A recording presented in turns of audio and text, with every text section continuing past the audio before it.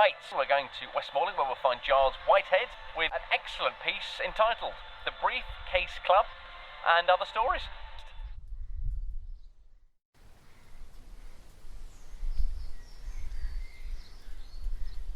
I don't remember secondary school being the best days of my life like it's supposed to be.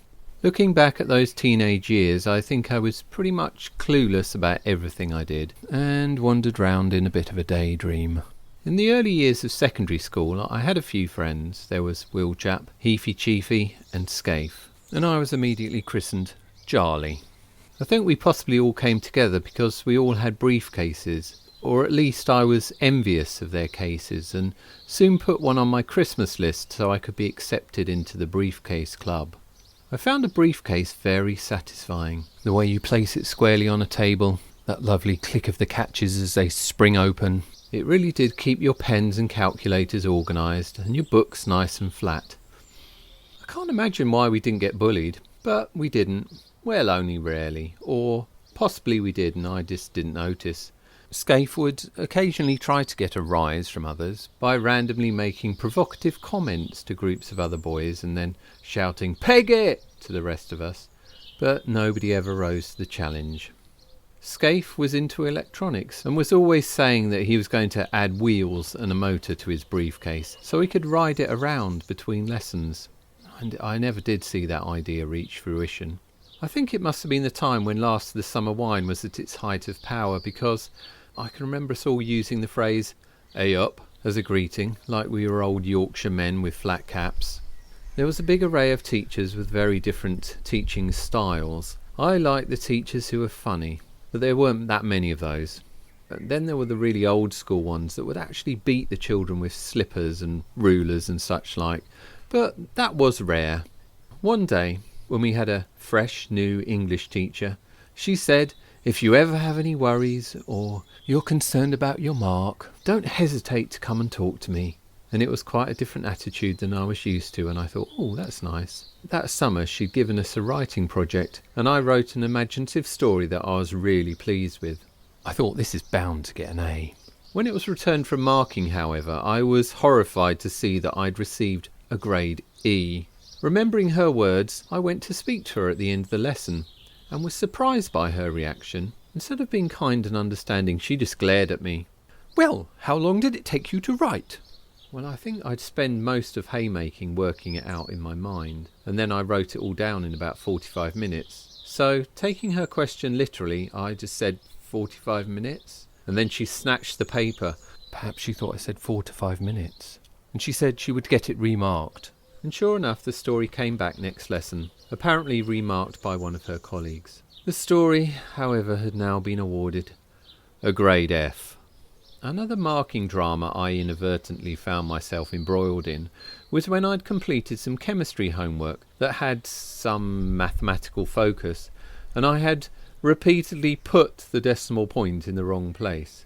This wouldn't have been so much of an issue had it not been that my chemistry teacher was married to my maths teacher. So when I received my homework back, it had red writing that became increasingly angry.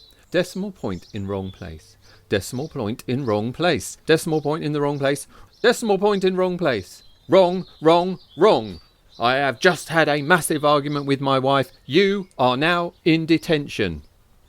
One thing I remember with some irritation is the general injustice that took place on a daily basis. For example, one day when our form tutor didn't arrive, some other kids started messing around, throwing rubbers, and they carried on, hurling rubbers, whipping themselves up into a frenzy, until eventually one girl decided she was going to go and find somebody. The deputy head arrived and, surprisingly, picked me out, shouting, "So, Giles Whitehead, who was throwing rubbers with you?" I said, "I didn't throw any rubbers." "So, Giles Whitehead, who was throwing rubbers with you?" "I wasn't throwing any rubbers." "So, Giles Whitehead, who was throwing rubbers with you?" This went on for quite some time. I just don't understand why this girl would say that I was the ringleader of these rubber-throwing delinquents. The thing is, there was just no answer. There was no answer but to admit guilt to something that you weren't guilty of.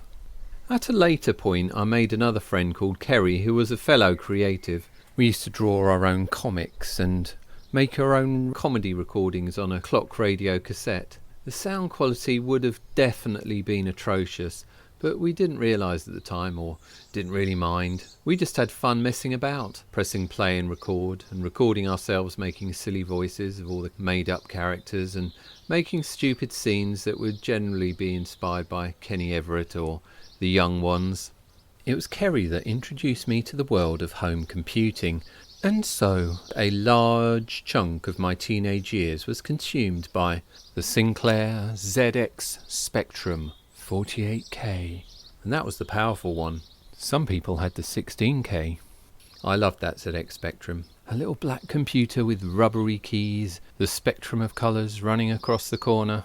It was cool. You had to plug it into your television set, tune it in, and it would come with some free software, something like Horace Goes Skiing and Horizons. I don't think anyone ever loaded up Horizons, but you could buy games like Manic Miner and Jetpack. I definitely lost a significant chunk of my teenage years to Manic Miner. In those days, the games would come on a cassette, and it would take several minutes and lots of funny noises to load up from your tape player. I just love tapes. You could also get free games with magazines like Sinclair User, but they didn't come on a cassette. You had to type the code in yourself. You could easily spend an entire day typing in that code very carefully. And then when you typed run, there would almost certainly be some kind of error that would appear. And you'd have to spend another few hours going through every single line of code to see which sign, symbol or number was awry. If you'd missed out a back arrow, it was things like, if Inky dollar is greater or less than 0, then go to 10 or something like that. And yeah, it would just take forever. And then when you finally got it to work, the game was usually less than impressive. You'd spend a disappointing 10 minutes checking that yes, it definitely was rubbish, and then go back to Manic Miner. Brilliant, as always, from Giles Whitehead, the Briefcase Club and other stories. He's in Westmoreland, and that was a recording of his memories of being a teenager in the 80s in Kent, recalling eccentric friends, teaching styles of the time, and his forays into home computing. I wonder if any of that managed to resonate with you as well. He's also an artist, studied at the Kent Institute of Art and Design in Maidstone, recently had a brilliant idea called Open Studios, which was going across the southeast, where people were going in and looking at art and art studios and really enjoying what people are making in a local sense. And so, yeah, he's got some work there in the White Studios in Westmoreland, Lovely's Gallery as well in Margate, and of course online, where you can find both he and his art. He's on Instagram, Facebook and YouTube at Giles Whitehead Artist. Thank you very much indeed, Giles.